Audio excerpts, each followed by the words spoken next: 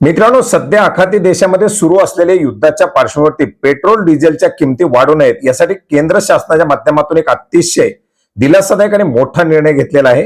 मित्रांनो, केंद्र शासनाच्या माध्यमातून पेट्रोल आणि डिझेलवरील आकारलं जाणारं उत्पादन शुल्क कमी करण्याचा, माफ करण्याचा निर्णय घेण्यात आलेला आहे.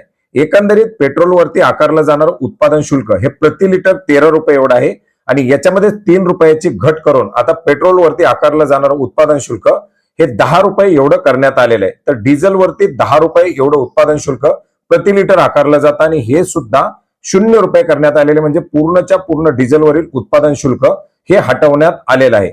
मित्रांनो, हा निर्णय घेतल्यामुळे कुठेतरी तेल उत्पादक कंपन्यांना एक मोठा दिलासा मिळणार आहे, ज्याच्यामुळे पेट्रोल आणि डिझेलचे जे काही भाववाढ करण्याचा प्रस्ताव होता तो कुठेतरी आता या ठिकाणी बारगाळला जाणार आहे. एकंदरीत खासगी कंपन्या देखील मोठ्या प्रमाणात तेल उत्पादन करतायत.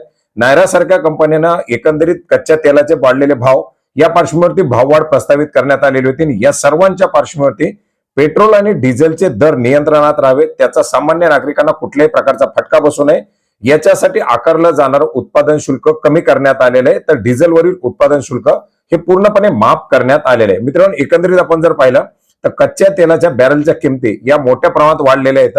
त्या प्रमाणामध्ये आकारलं जाणारं उत्पादन शुल्क, बॅरलच्या वाढलेल्या किमती यामुळे पेट्रोल आणि डिझेलच्या किमती वाढतील अशा प्रकारच्या शक्यता निर्माण झालेल्या होत्या.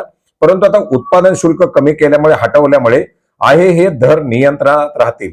याच्या संदर्भातील एक नोटिफिकेशन केंद्र सरकारच्या माध्यमातून काढण्यात आलेले, ज्याच्यामुळे आता काही दिवस तरी पेट्रोल डिझेलच्या किमती नियंत्रणात राहतील अशा शक्यता निर्माण झालेल्या आहेत. धन्यवाद.